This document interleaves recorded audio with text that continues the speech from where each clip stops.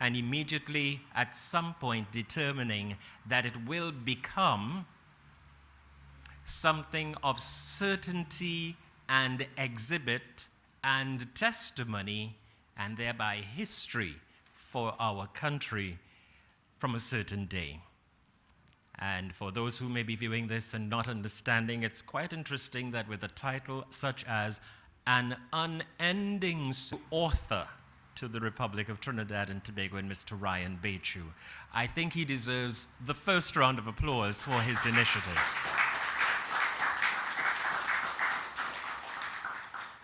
Our country is rooted in faith, prayer, and understanding of the unity of who we are in our Twin Island Republic. So there's nothing unusual that whilst we are in the Anglican Diocese's official residence, Hayes Court, that the opening prayer will be delivered by the Vicar General of the Cathedral of the Immaculate Conception. That's just who we are. And so I invite Father Martin Sergiu to lead us in opening prayer, following which I will acknowledge all who are present with us. Reverend. Let us pray. God of goodness and abundance, wisdom and creativity, we thank you for writers and storytellers, for a thriving corpus of Caribbean literature, fiction and nonfiction. We thank you for the formative fathers and mothers of this quickly expanding corpus and the young minds that add to our literary landscape. We thank you for Ryan and his perseverance in bringing to fruition an unending search after many years of labor. Bless all his friends and benefactors who have made this day possible, the special people who have always had his back. May he continue to uphold the highest standards of journalism and use his talents to build up your kingdom on earth. Keep him in good heart and good cheer, and may an unending search add one more hue to the exciting picture that is being painted by many hands as they tell the complex stories of our search for meaning, identity, and hope. Amen. Thank you, Father Martin Sergiu, Vicar General, Cathedral of the Immaculate Conception. Permit me to acknowledge the presence this afternoon, not in a form of table of precedence, but for those who hold respective offices. There are representatives of the Diplomatic Corps who are with us this afternoon. I acknowledge the presence of His Grace, the Archbishop of Port of Spain, the Right Reverend Charles Jason Gordon. Your Grace, welcome. More importantly, I acknowledge the parents of Mr. Ryan Bachoo, for without them, we would not be here. And then those who have supported Ryan in this dream, this wisdom, this desire, this initiative. We invite to deliver the feature address Clorinda Jack, who serves as the Dean of the Ken Gordon School of Journalism, Communications, and Media. And it's only fitting that based on Ryan's career thus far, that Ms. Jack is able to lend her voice to this special occasion. So please welcome Ms. Clorinda Jack. I'll move this out of the way. Good afternoon, everyone. All previous protocols observed. I met Ryan Bachoo, when he began his tertiary level academic journey at the College of Science, Technology, and Applied Arts of Trinidad and Tobago, which you would commonly know as COSTAT. He was a young man with a dream of being a journalist, a dream of one day working for Reuters. Every time he saw me in the corridor, he was, "Miss Jack, I want to work for Reuters." I was like, "Yes, Ryan, let's work at it. Let's start locally first."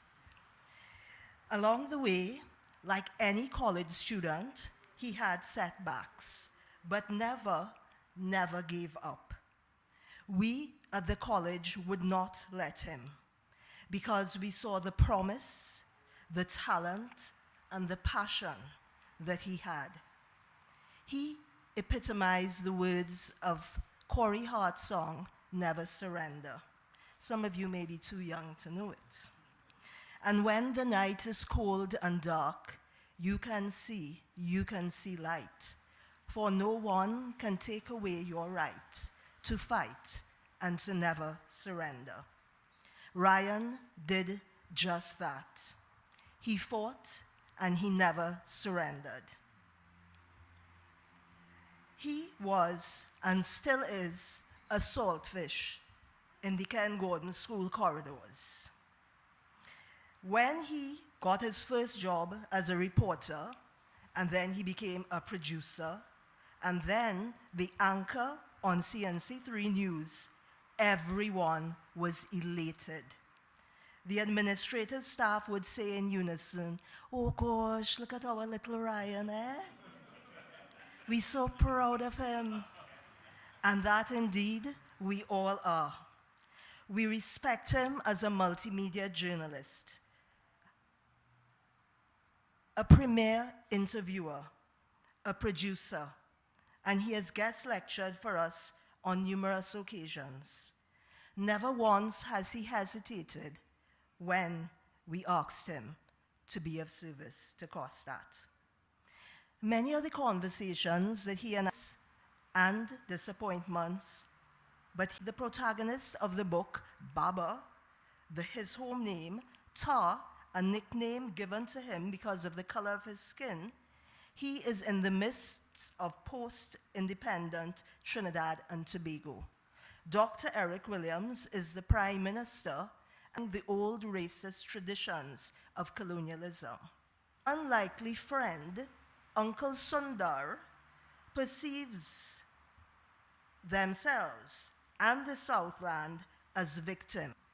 Uncle Sundar was Tar's worldview, along with the programming from the BBC World Services, which they listened to daily. They, like Selbon's Lonely Londoners, saw London and America as the land of promise and opportunity for them. You would realize that he purchases at Lacan's small shop in their small town. His educational journey ended early, at the age of 10 years old. His parents could not afford secondary education, so he goes to work in the cane fields with uncles. And in his own words, the small town was closing in on him market to packer in a grocery in Port to find himself maternal protection and guidance from his mom, Mama Mixie, Mother Lakshmi, and the Virgin Mary. As Wendell said earlier, only in Trinidad. Rapsy Street, where he lived with his parents, is reminiscent of V.S. Naipaul's Miguel Street, as there was a story in every house, and its residents reveal a lot about the human condition and their struggles to live with one another in spite of their varying religions, ethnicities, and socio-economic backgrounds. Madame Merle, the Pentecostal, the Lobos, who reputedly worked Obia, Ganesh and his family, whose family's home boasted a perfectly manicured garden with flowers and vegetables. The Serjus, a 3-generation family who took absolutely no pride in their home. And Miss Martha, the man murderer, were just some of the residents who occupied 50 houses on the street.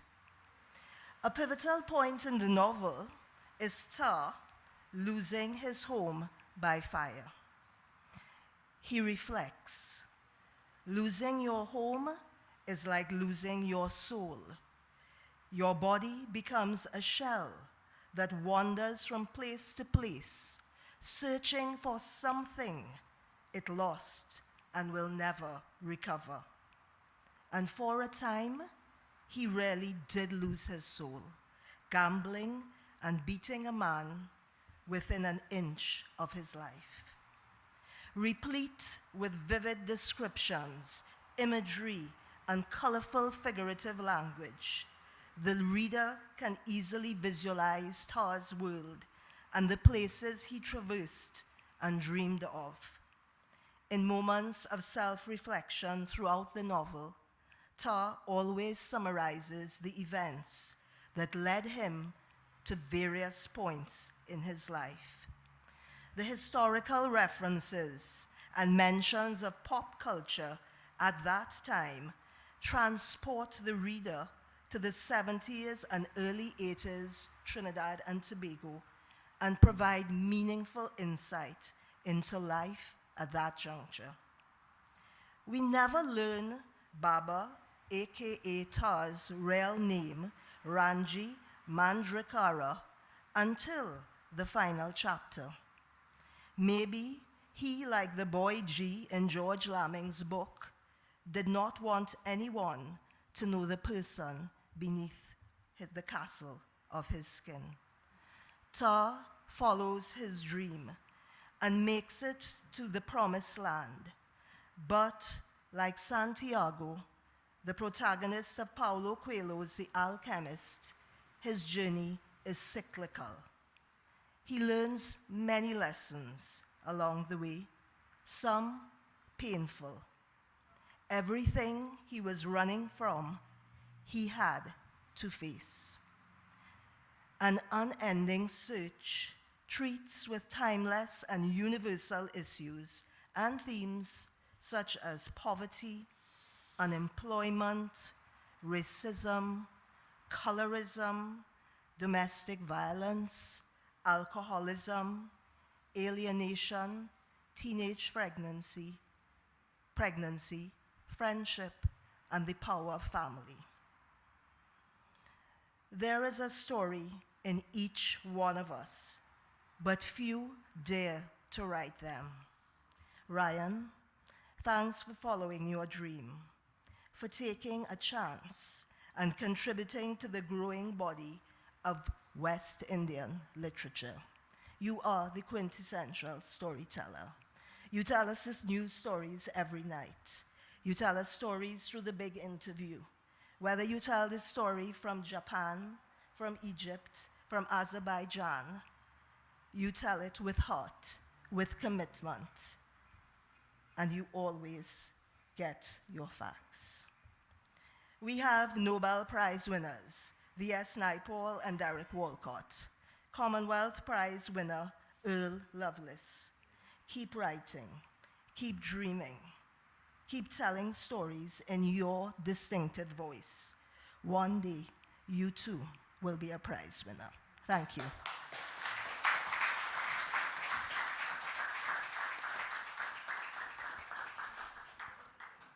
Great way to set the stage. Thank you, Ms. Clorinda Jack. And moreover, thanks to COSTAT for creating an enabling environment for youngsters in our city, youngsters in our communities, youngsters in our villages, to not just imagine themselves delivering the news, but earning the right to deliver the news. Appreciated, and thanks to COSTAT.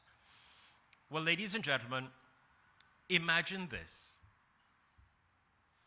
Some young talents of the country gather at All Saints Church, Marley Street, for a rehearsal. It is preparation time for us as musicians and vocalists to say adieu to another contemporary and colleague. I arrive late. It will be the only rehearsal that I will attend. But I didn't arrive that late. Ryan arrived after I did. So we were now both late. So we sat at the back together, side by side, learning and remembering the notes and the tenor parts to the Hallelujah chorus. It's been a while. And in the midst of the rehearsal, Ryan turns to me and says,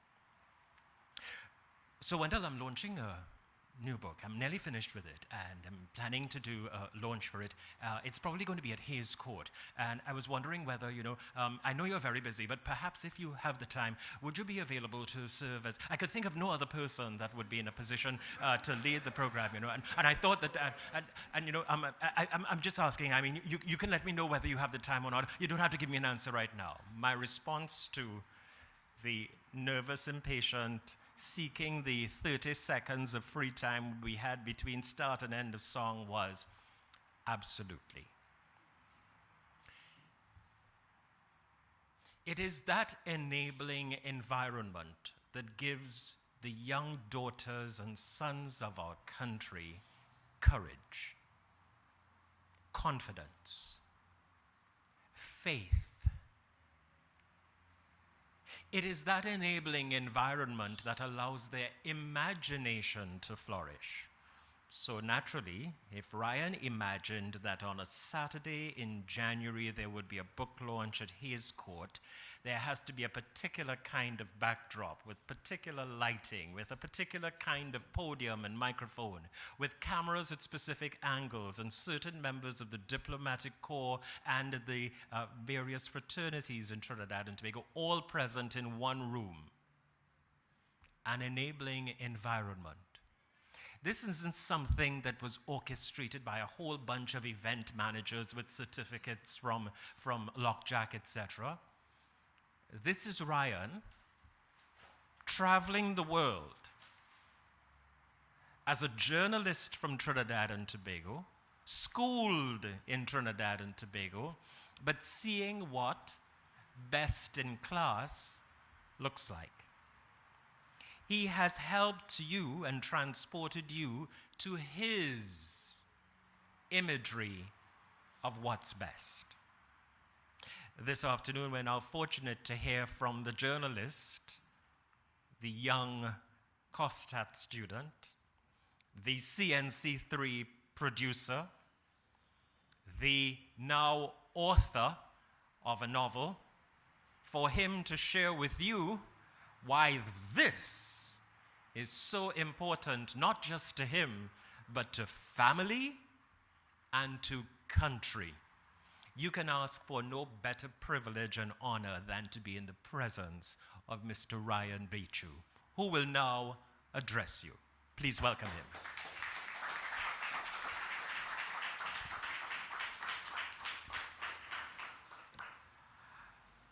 I got up this morning very early, couldn't sleep, and didn't have much to do, so I started reading my book. I wrote a book. And in reading this book, I begin reading at 5 o'clock in the morning about an old man labeling people as Africans and telling a younger man about how he hates Africans and the government is racist. And at that point, I looked at myself and I said, Ryan, what did you do? Now I could see why Naipaul and Selvon got themselves in trouble. It takes a certain level of, I guess for lack of a better word, bravery to put this thing on paper. Argentine Ambassador Gustavo Pandiani, who jumped off a flight this morning, jet-lagged and still made it here. Colombian Ambassador William Bush. Indian High Commissioner to Trinidad and Tobago, Dr. Pradeep Rajpurohit. Archbishop of the Roman Catholic Church, Jason Gordon. Vicar General of the Roman Catholic Church, Father Martin Sergiu. Ms. Clarinda Jack, my former Dean of Journalism, and our feature address speaker this evening. My boss, Kmar Jordan, who joins us from Guardian Media. Focus Literature Festival, we have Maria here, as well as Simone from Paper Based. Thank you very much for being here. Ladies and gentlemen, my friends and colleagues in the media. This was quite an undertaking that started even before I was a journalist. Oh, my bad, I'm very sorry. We also have the ambassador of the European Union here with us, Mr. Peter. Thank you very much for being here. Really appreciate you being here. I'm very sorry I didn't see you. This was an extraordinary undertaking when I started writing this book in August of 2000. 2009. I was 20 years old. Had never been to a writing class, had never really known anything about writing. I started this book purely out of love for literature, purely out of love for Naipaul, purely out of love for works from Michael Anthony and Sam Salvan.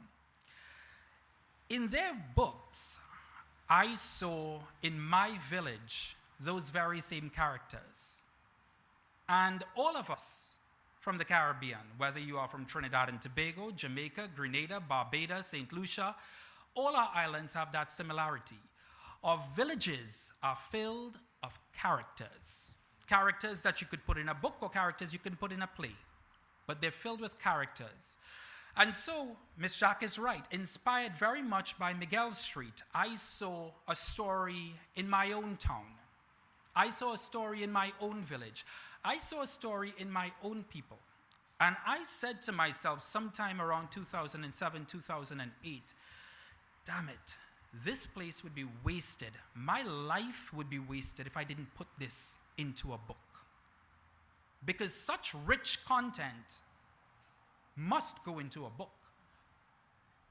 And so I set about writing this in 2009, not knowing where it would go and what it would end. Not knowing how long it would take. Not knowing how the process of publishing, not knowing anything about it. I just started writing in August 2009. It would take me 5 years to complete the first draft of this book. That's more than my time spent at college. It would take much longer than that. And then when the first draft was done in 2014, I called a copy editor.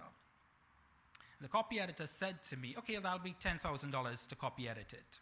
And I was just a freelancer at CNC3, struggling to get from Princestown to Port of Spain every day on the salary that I was working for. And so I put the book down for 9 years. I decided, you know what, this is too expensive. I don't even know if it's good enough, so let's just leave it. And I forgot about it for 9 years, until 2023, when this book came back to me in the form of a Microsoft Word document that I had saved on my laptop. And I looked through it, and I said, you know what, let me get an editor to at least have a look and see what they have to say. I was prepared for the worst. I gave Artie Gosign a call, and Artie had a look at it, and she was very nice about it. The book needed a lot of work, but she was very nice about the contents of the book. Very diplomatic in the way that she said, we have some work to do on this book. And so we set about all of 2024 doing that work on this book.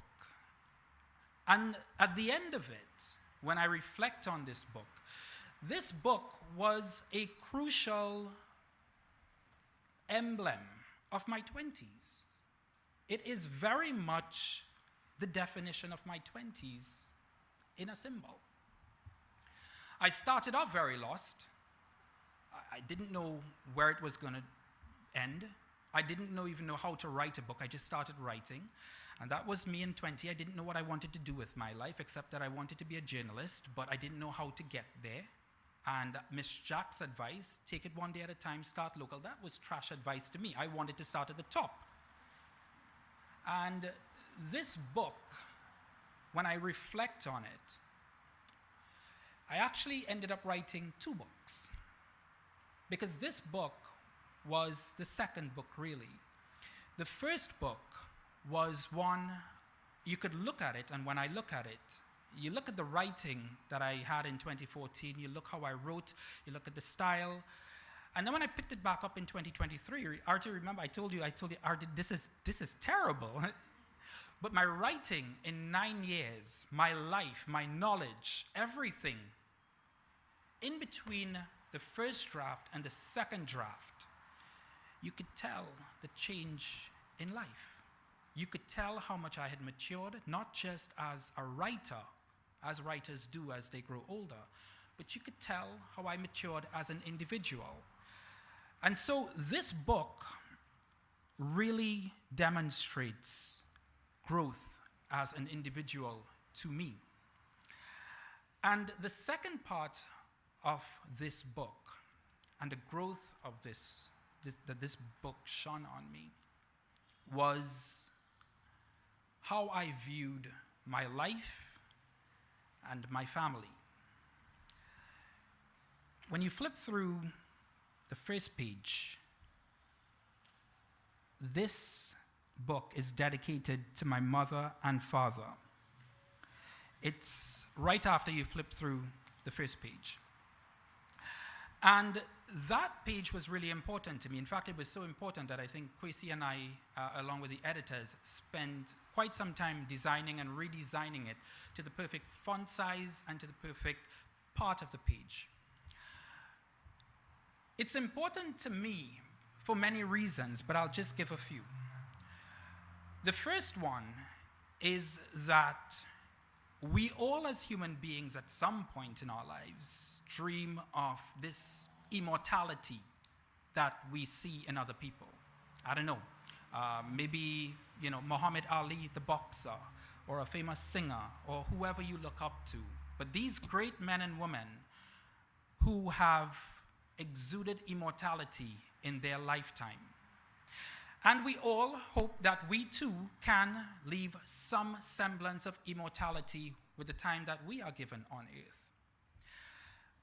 This was the way that I made not only myself, but my parents immortal. Books, good books, live on for generations. Good books withstand the test of time. Good books survive decades, sometimes centuries.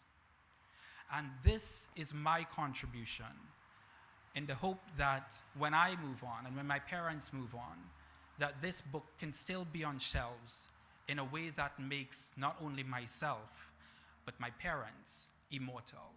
And people who pick it up and look at it can just wonder, without knowing the individuals, without even caring who they are. Gosh, I wonder, who are these people that he is talking about? What type of lives they led? What type of people they were? Where are they now? What impact did they have on the world? And just for 10 seconds before they move on thinking about whatever they move on to think about, that they just consider, just for a few seconds, what that immortality is. And then, this was my own contribution to West Indian literature. As a student of journalism, when we had free time, my friends and I, we would laugh and we would call each other different authors' names, famous authors' names. Some people would take John Steinbeck, others would take J.D. Salinger, others would take Sam Selvon, others would take Michael Anthony, and I would rush to grab V.S. Naipaul. And when I said V.S. Naipaul, everybody else would say, no, I want V.S. Naipaul instead. Everybody would want V.S. Naipaul because he was the standard. He was the standard. And so, without having the audacity to compare myself to these great men, which I would never do, I stood on their inspiration. They inspired a young man from a small town in a very small country to tell stories as in the way that they told it. And this is my contribution, however small, micro, insignificant it might be. This is my contribution to West Indian literature, to something that gave me so much. I just wish that more people understood how West Indian writers from Trinidad to Barbados to Walcott in St. Lucia, how they shaped the fabric of human life in the West Indies. And that is something that's not taught enough, that's not something that's understood enough.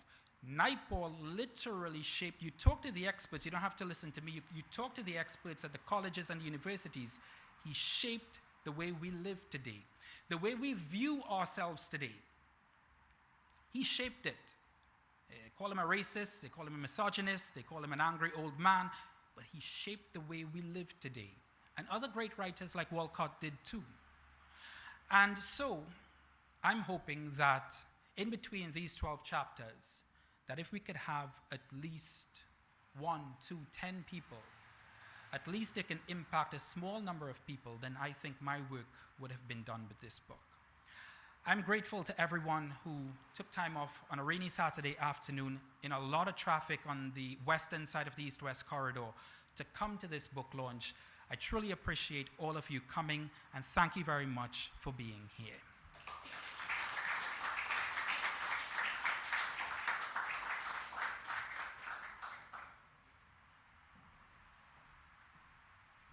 Thank you very much, Ryan, for delivering your heartfelt address as the author. Now, this is not an unending search in the eyes of those who are present. There are certain persons who will be recognized this evening with the presentation of an unending search. And so I invite all involved to assist with the presentations at this time. It will also give the team the opportunity to get ready for the Q&A segment as well. So let's prepare for that. Yes, Santa Claus, we're ready for you.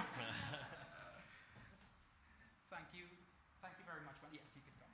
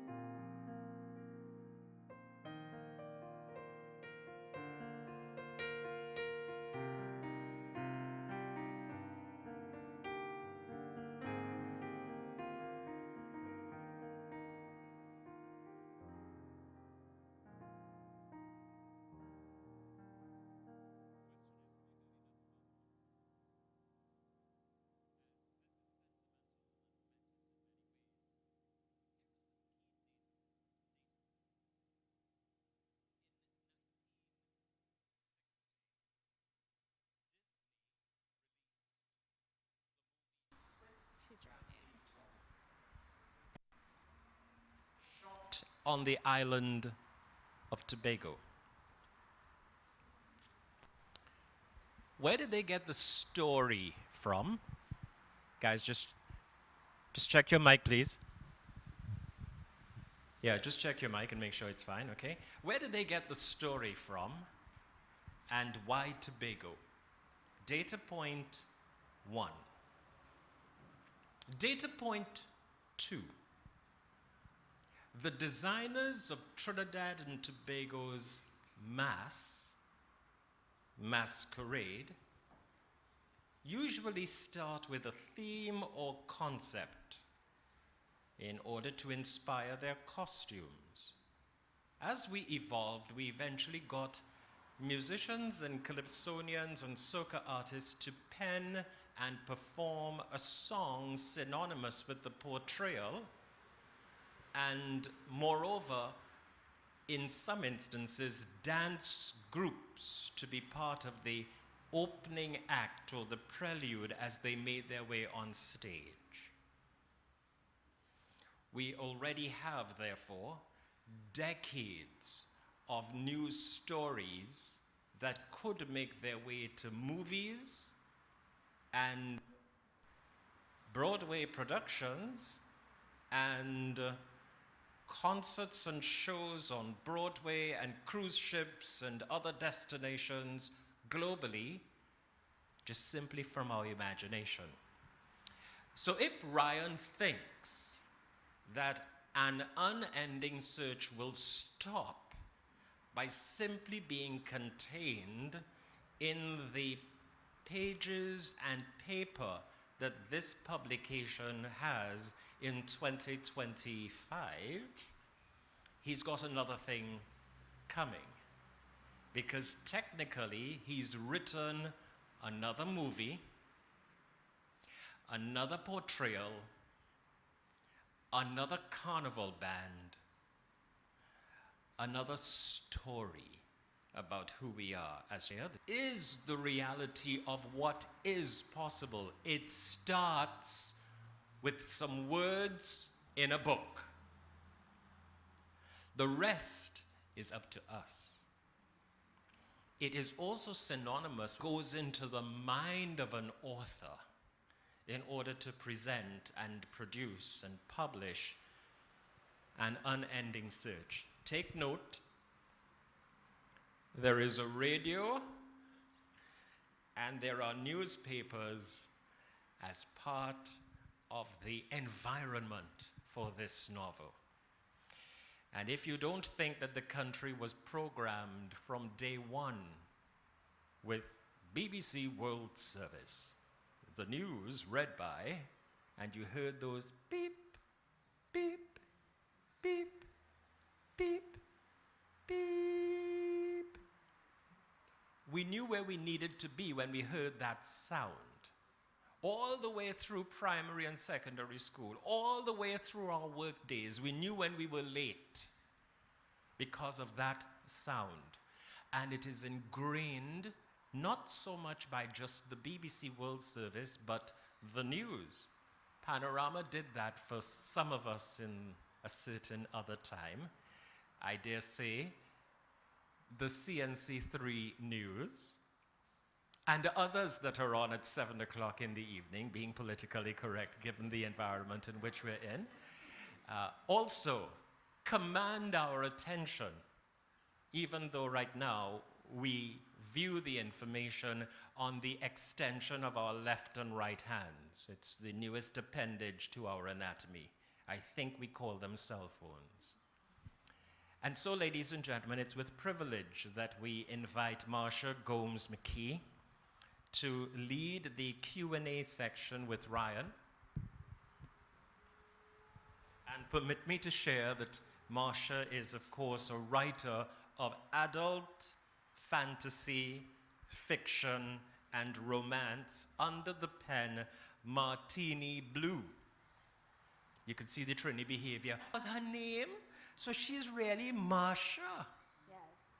We hand the microphones over to Marsha and Ryan as I've set the stage for us to enjoy yet another story that's going to unfold. Because there's a news story now that Ryan is being interviewed. That could make its way to the 7 o'clock news by Monday. Thank you very much. Hi, everyone. Ryan, again, congratulations. Thank you very much, Marsha, and thank you for being here. I appreciate you making time to come.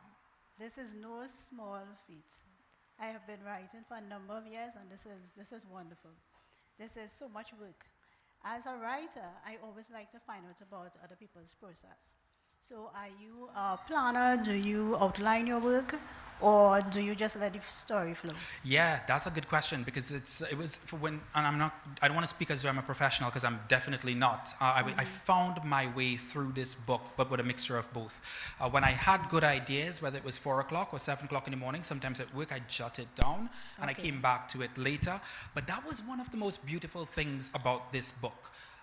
It surprised me, because I hadn't written any books before, but it shocked me at some points when I was writing, and then suddenly the book took a twist and turn. You'd swear that I'm not the one writing it. Yes. But yeah, it would suddenly take another turn, like the fire. The fire that starts chapter 2, in which this young man loses his home. He has to move in with the influential Uncle Sundar, who would have this outsized influence on his life. I don't know where that came from, but that was not planned. Yeah, I remember writing a book and literally deleting half of the book because I don't know, I just went somewhere that I didn't want to go, and I deleted half of the book and started over. So it's something with writers. There's also anxiety there's an anxiety that comes in writing, and you're putting your heart on the line. So tell me, was there ever a time that you gave up and you thought maybe this book wasn't going to come out? Yeah, and that's where good editors really come in. Artie, you and I there was one night, it couldn't be before midnight. I was writing, and it was a long day. It was at work, and I did most of my writing at night until 2, 3 o'clock in the morning, because that's when I get time to write. And it just didn't make sense anymore. You write something, nobody would buy it, nobody would read it, you kind of, wonder why. And I wrote Artie that night, an email, and I said, Artie, look, I don't know, because she really pushed me to do this, to get this done. And I said, you know what, look, I don't think that I have it with the deadline that we set, and she was up. And she responded almost immediately. And I remember it was really a really good change in the book. It took a turn. She told me to go to sleep. Well, I know Artie, and Artie's a wonderful editor. So she told you to go to sleep, She said, go to sleep. It was a very short email that said, go to sleep. And so I went to sleep. And I got back up the next morning around 6 o'clock, and I started punching away again. Mm-hmm. Yeah, books are like that. We heard about the character, your main character. Is there any bit of you in that character? All fictional. All fictional? Yeah, it's all fictional. And I understand your question. I think it's not so much me, but the character is influenced by those around me. The life that I lived in Princestown, the people that I interacted with. And this is a good time for me to tell this to both my parents. I've never said this to them, but also to all the parents out there, Marsha. There were times when there were years in between that, 14 and 20, I guess, before 20, that I hung out with the wrong crowd. Okay. I did the wrong things. I stayed out too late at night. I don't know, what no parent wants for their child, I guess. But those things, those nights out, seeing people, being in dangerous situations, wondering if you're going to be okay, wondering if your parents are going to catch you and you're going to get in trouble, those moments make a book. Yeah, those are the stories. You won't get that. And I'm not saying that children should be out at midnight. I'm not saying that they should be, I'm definitely not saying that. Yes. Because we live in a vastly different time than when I grew up in the 90s. But you don't get those moments in a house. I remember traveling when I was younger in Maxis. I had a book of stories of all these characters. And now that you're driving, you don't have that. You don't have that again. You're not seeing all these weird people that you can put in stories. So sometimes I feel like I just want to go in Citygate and just go up the road and come back down the road just to see the characters so that I can be able to. That's so true. I mean, a large part of the book is the transportation of both Uncle Sundar and the protagonist, Tar. Okay. They travel on a bus. If I had never traveled on a bus, how do you paint that picture? Yes. And your parents, it's a wonderful thing that you have them as an inspiration. Were there other people who encouraged you and supported you along the way? Would you like to talk about them? Yes, please. Artie was first. Bibi, actually, who's sitting at the back, she put me in touch with Artie, and Artie did such an incredible job. Artie, you should stand just for a second. Yes. Thank you. Yeah. In those early days, I was lost, I was frustrated because I had written a book. And then Artie told me that the book was too long. The book was twice that size. Okay. So she said we had to cut it. So imagine the frustration of having to write so much and then cut it in half. And then when I started cutting it in half, I realized that, Jesus Christ, my writing had changed. I couldn't read. I told her, I said, Artie, I cannot read my own writing. But I had matured so much as a writer in that 9 years that I didn't pick up the book, that I ended up, Artie really, really was phenomenal as an editor. And then after that, Larry Kahn touched the book as well. I wish she was here today. I begged her to come, but her daughter has a major event in her own life that she has to attend. But my former English language teacher at Cohen Hamilton Secondary, Miss Izora Edwards. I went back to her when I was finished, and I said, I need you to look this over, make sure the I's are dotted and the T's are crossed, and she spent months on it. So Mrs. Izora Edwards and her husband, Victor Edwards, all of whom they both taught me at Cohen Hamilton Secondary, they had such an influential role in this, and I absolutely begged her to come, but she just couldn't make it tonight.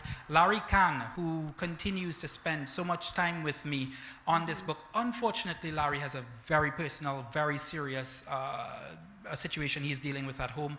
Absolutely could not make it, and I'm very sorry that he couldn't, but Larry Kahn worked tremendously. And last but not least, I'll say an early thank you to Kwesi. I will tell him thank you later, but you know, Kwesi Walker was the graphic artist who worked on all of this. Joanne Yates Boopsing, a lot of people fell in love with the cover of the book. Yeah. Whoever sees Joanne Yates Boopsing, Joanne, please, if you could just stand for 10 seconds. Thank you. I did not know. I just thought a front cover of a book is a front cover. So, you know, I've read books all my life. Joanne Yates Boopsing tells me when I call her, she says, well, I need to read the book. What do you need to read the book for? You know, it's a front cover. And Joanne reads the entire book, extracts the most important parts of the book, puts it on a canvas as a test, you know, as an example, shows it to me. And everything that's in the book, I mean, Wendell pointed out the radio, the newspaper, the hammock, Tar, Uncle Sir, you know, Joanne just did this phenomenal job. I just left her, I gave it to her, and I went about the rest of the book, and Joanne just did a phenomenal job. Everybody is in love with this cover. Definitely, it's beautiful. When I look at it, I see historical fiction coming out of it. And I feel like in a couple of years, your book will be historical fiction. So definitely. What would you want readers to take away? I would want readers to take away, you know, just before I answer your question, it leads into the answer, really. One of the editors, I'm not going to call their name, I don't know if it's a compliment, I took it as a compliment, maybe I shouldn't. One of the editors called me when they were done with the book, reading it. And in a very nice way, they said to me, and I don't want to spoil the book for those who intend to read it. They said, Ryan, you know, I read the book, I reread it, you know, the last chapter. Is it possible you could change the ending to make it a little bit happier? You know, and he said, he was very serious. There was no joke in him. He said, could you change the ending to make it happier? You know, give it some hope, give the guy some hope, you know. And he said, he was so serious, he said, don't answer me now. Sleep on it tonight. I was at work. Sleep on it tonight and come back to me in the morning. And he called me in the morning and I told him I hadn't changed my mind. What I would guess that I would want readers to take away is not only that historical element of racism and classism, you know, all of those things are important, and I want it to continue to be important to our history teaching in this country and the Caribbean. But life is an unending search. It is. You look and you thought you might have found, and I'm not going to give away too much clues. You look, you thought you might have found what you wanted, and it's possible to end back up right where you started. Wow. Definitely, definitely true. I'm looking at your book, and you said you had twice the amount. Are you working on something else, or are we expecting a book too? When I finished the first book, when I finished this last year, it was April 1st, 2023. I called Artie Gosign, and Artie, what did I tell you? I said, I'm never writing a book again. This has been I've done some hard things in my life. This has been the absolute hardest thing that I have ever done in my life. Maybe because I was ill-prepared. Maybe because I didn't know what I was doing. Maybe I didn't know enough about it. But I called Artie when I was finished. And I said, I just sent you the final chapter. And she said, great. And I said, I'm never writing another book in my life again. It was the absolute hardest thing. Will there be a second book? I can't say right now. I've just been focused on trying to make this as successful as possible. Okay, so now that you've gone through the entire process, do you have any sage advice for any authors coming up, any potential authors in the crowd? Yeah, so I said this on a Morning Brew interview a few days ago, and I'm going to repeat it because I think it's really important advice, and I hope my friends at Bocas and Paper-Based agree with me, because they are professional, I'm not. But this is from my experience. There are people who want to write books, different genres of book, biographical, West Indian, mystery, suspense, whatever you have it. Climate change, write. There are days when you won't feel to write. There are days where you will feel tired. There are days when you will not be in the mood to write. There are days the words aren't going to be coming to your mind. Write.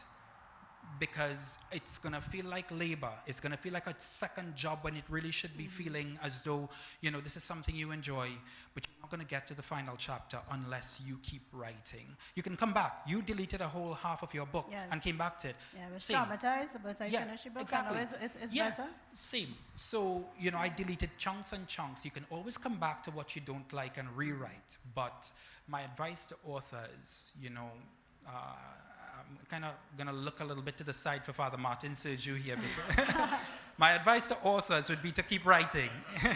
But yes, to just, it's going to feel like laboring, but please just write even those days that you do not feel to write, those days that you feel uninspired, those days that you want to go to bed. Just write. Those are the days that matter most. It is. And my final question is, where can we find the book? Where can we buy the book? So right now it's available for pre-order. We just struck a deal with Nigel Arcans, and they have nationwide distribution of the book. Lovely. We are also going to be in talks with Simone at Paper-Based. I'm sure that those talks will yield some type of fruit, so Paper-Based may actually be on the radar as well. But stay tuned to our social media platforms. I must also say the TNT Guardian newspaper as well as CNC3 have done yeoman service in getting the word out on this book. So those platforms are also integral. Okay. And I just want to say, in closing, I want you to support Ryan. I want you to buy his book.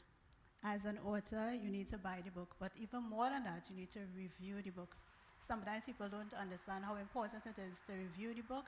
So you read the book, you review it, you like social media, review it on social media. I'll blog about the book because it helps the algorithm of the book. So that when somebody types the book in, the entire first page is about Ryan and his book. And that helps when a bookstore now looks at the book, they'll say, okay, there's a lot of information on this book, and it helps him. So buy the book, but also think about reviewing the book because it's very important for authors to have your book reviewed. Thank you so much. Thank you, Marsha. Okay.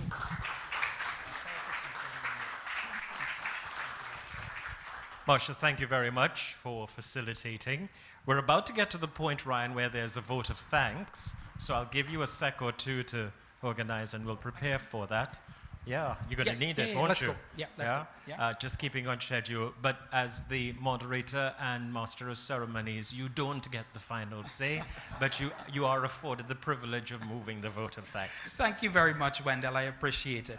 So, yes, this book was a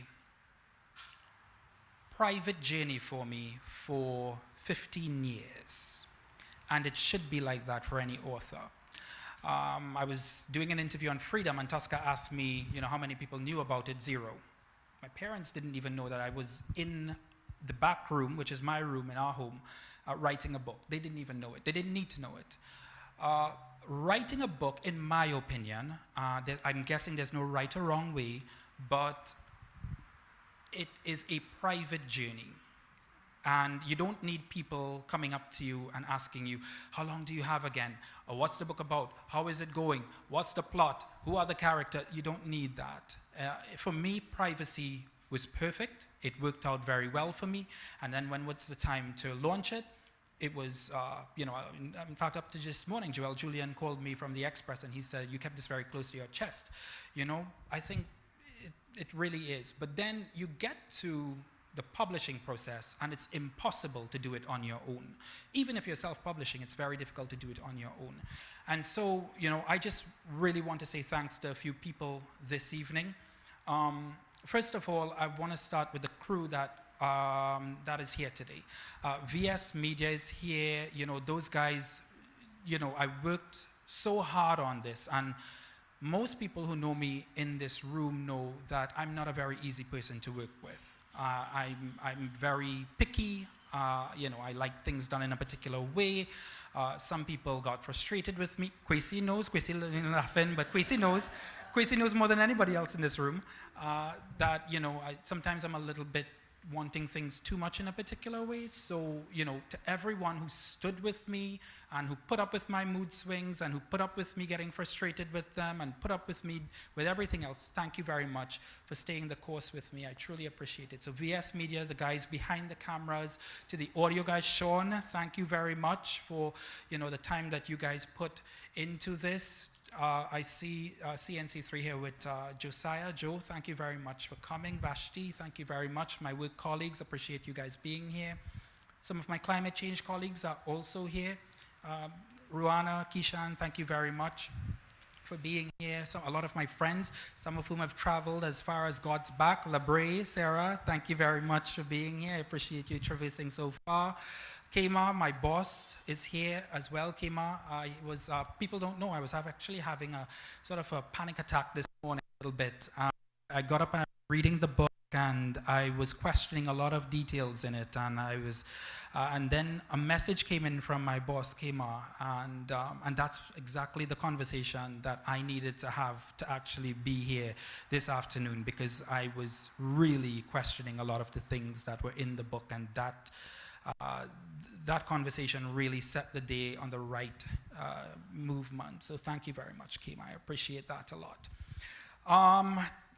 Father Martin Sergio, thank you very much for agreeing to be here. And then, there are those who really walked with me step by step on this process, and I just wanted to recognize them this afternoon very quickly, because I didn't want this to be very long. That's why I keep watching at my watch. It is Saturday afternoon. Miss Jack, if I could please just ask you to come up. So Miss Jack, you were my dean at college in journalism. You could come. And, I really, really wanted you to deliver this. I wanted somebody who knew me, who went through very good times and very bad times with me. And we don't have to talk about the bad times right now. But Miss Jack knows that I was sometimes, too much football and too less school. So Ms. Jack, I just wanted to thank you so much for taking the time to come.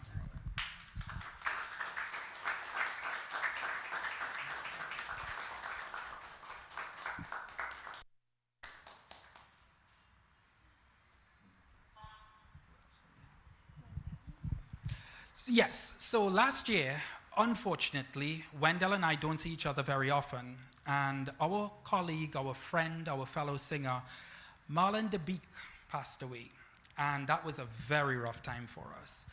And in the midst of practicing Hallelujah Chorus for Marlon de Beek's funeral, I had to ask Wendell to be the host, because again, I'm so picky. I have my eyes set on who I want, and that's the person that I want. In fact, Shariza was frustrated because, what if Wendell can't make it? We have to have a plan B, C, or D. I'm like, no, there's no plan B, C, or D here. I want Wendell, and, let's see what we could do. Wendell, please.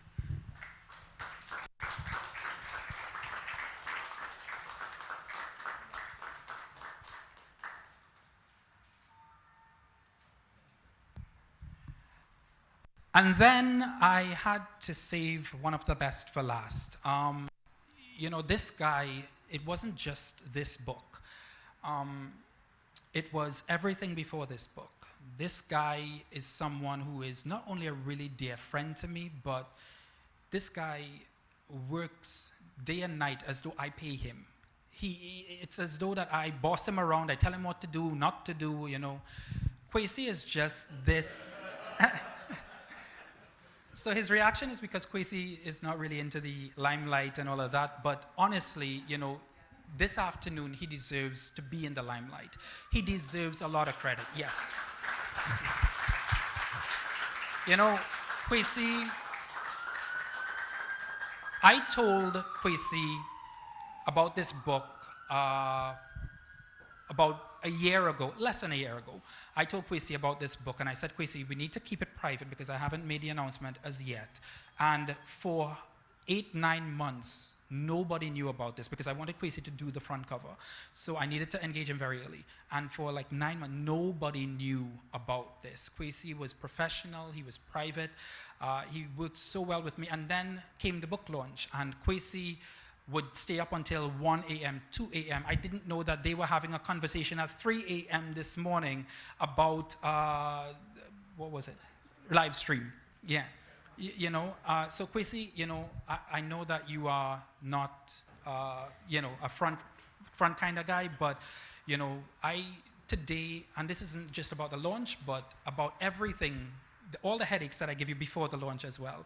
I just wanted to say thank you very much.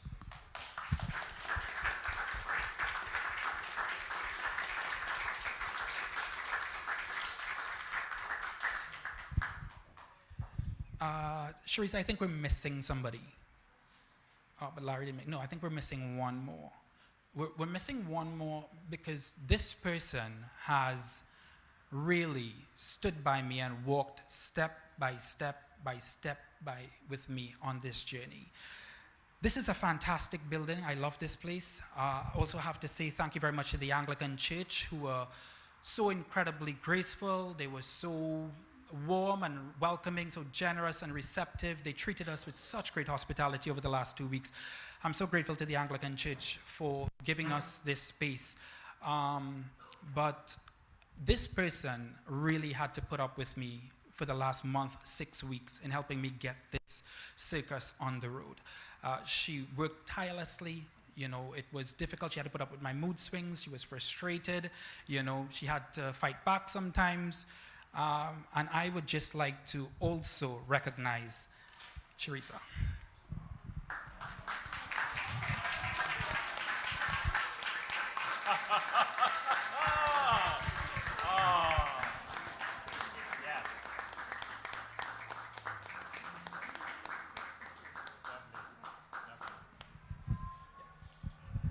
Once again, very quickly, thank you to everybody for coming, for supporting my book launch, and for everything that you have been able to do for me. Outside of this book, inside of this book, I truly, truly appreciate it. Keep in touch. Right you are. Well, Ryan, the child is born. Now you have some responsibilities. Now that you've been granted this gift, there are the book signings that have to take place. May I suggest that one of the book signings takes place at a building on St. Vincent Street. It'll solve a lot of problems after that. It'll be easier, just trust me. But they're book signings. The question that was asked earlier as to whether you may consider a second publication, that's a personal choice, and one has to respect that. But you do have a responsibility. You see, what you've actually done is provided hope for a number of young people who at this time have stories in their heart and are not quite sure of a process. So as you step forward with this new child of yours, take a moment for a podcast, a video on YouTube, or something that will place into the minds and hearts of young people a solution for their hope. Because they may not know the entire process that you just went through, but because you are a pioneer, from Cohen Hamilton to Kostad to CNC3, I don't know if you see that there's a certain continuity in your journey, that perhaps this is yet another opportunity to pass on your gift and blessing to those who will treasure it most. Mom and Dad might support you in that, so consider that. Finally, ladies and gentlemen, there are many more Ryan Bachoos in the Republic of Trinidad and Tobago. Many more. Wheresoever you may encounter them on that journey of progress and development, afford them a word, a gesture of nurture and encouragement. Far too often, we who broadcast and write and report the news spend an ultimate amount of time telling you what's wrong. And the variable on what's right is sometimes missed. This is a way of helping young people to contribute to not what's wrong, but really to play a part in that which is right. It takes no concern away from the role of journalists. It takes no concern away from those who have to broadcast, but it certainly places a responsibility on each of us. And for our members of the diplomatic corps who are here, there is a formula that all Trinbagonians use late in the night when we're not quite sure what to do next. And Artie said to Ryan, it's time to go to sleep. The Trini way of saying that is go in your bed. So if at any point in time you get a message late in the night from your attaché or someone trying to solve something and it's sounding like confusion rather than certainty, Franco men, just tell them, go in your bed. We wish each and every one of you a pleasant and enjoyable weekend, a safe one, moreover. You have one task as a result of being present here this afternoon. Buy the book. Please. On behalf of Ryan and all who have been involved, this has been a privilege and an opportunity and an honor in many ways. He is to journalism what I am to broadcasting. Contributors to noble professions and willing to see us on the world stage all of the time. So Ryan, I'm going to give you a gift. You don't actually have to go to Reuters. They will come to you. May God bless you. Thank you. I believe there are refreshments around, as light and as tasty as they may be. And may I acknowledge the presence of my namesake and elder statesman of Trinidad and Tobago, Mr. Wendell Motley, with us. Thank you very much for supporting Ryan this afternoon. God bless you all.